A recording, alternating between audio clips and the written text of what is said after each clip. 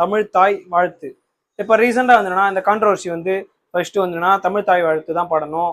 அப்புறம் வந்து என்னன்னா செகண்ட் வந்து என்னன்னா வந்தே மாதரம், மூணாவது வந்து ஜனகணமன பாடணும் அப்படின்ட்டு வந்து ஒரு ரீசெண்டாக வந்து எல்லாருமே வந்து சொல்லிட்டு இருக்காங்க. ஏன் இந்த தமிழ்நாட்டில் வந்துன்னா தமிழ் தாய் வாழ்த்து அப்படின்றது வந்துன்னா எப்படி உருவாச்சு அப்படின்றது வந்து தெரிஞ்சுக்கலாம். தமிழ் தாய் வாழ்த்து அப்படின்றது என்னன்னா ஒரு மனோன்மணியம் அப்படின்ற வந்து நாடகம் இருக்கு. அந்த நாடகம் மூலயமா ஃபர்ஸ்ட் சுந்தரம் பிள்ளை அப்படின்ற ஒரு அந்த ஆசிரியர் தான் வந்து என்னன்னா இந்த நாடகத்தை வந்து திரைக்கதை வசனம் எல்லாத்தையும் எழுதி கம்போஸ் பண்ணி வெளியிடுறாரு. இது என்ன பண்ணுதுன்னா மக்களுக்கிடையே வந்துன்னா ரொம்ப ஒற்றுமையும் அந்த பண்பாடும் வந்துன்னா பிரிட்டிஷ் கீழே வந்து அடிமையா இருக்கும்போது என்னன்னா ஒரு கிளர்ச்சி மூலயமா வந்துன்னா அந்த ஒற்றுமை அப்படின்றது வந்துன்னா நிலைநாட்டி ஒரு எஃபோர்ட் எடுத்து அவர் பண்ணிட்டு இருந்தாரு. அதை பிற்காலத்துல வந்துன்னா இப்போ வந்து ஜனகணமன வந்து என்னன்னா நேஷனல் ஆந்தம் அப்படின்ட்டு வைக்க முடியாதுன்னா தமிழ்நாட்டுக்குன்னு ஒண்ணு வேணும்ல.